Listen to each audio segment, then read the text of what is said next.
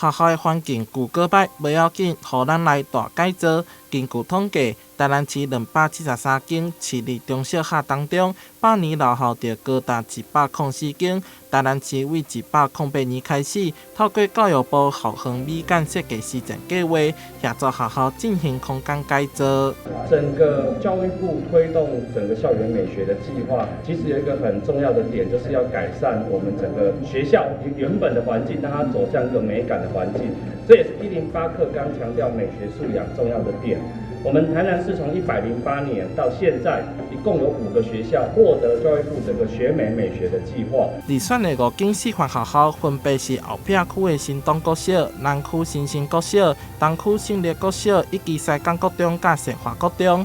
一间学校只会当用200万的预算，将校园空间进行改造美化。那我们新东国小的改造案的重点是在餐厅，我们是台南市的第一所改造的学校啊。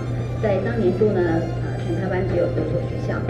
那我们改造的重点就是把一个老旧的、很有历史感的餐厅呢，改造成一个北欧风格像 IKEA 的一个空间。那过去只能做餐厅使用，那我们改造之后，它变成一个多元的空间，可以进行我们的校定稻米课程的米食制作，那也可以让学生在里面做客服，那也可以作为社区跟学校老师的一个会议的场所，它变成一个多功能的场域。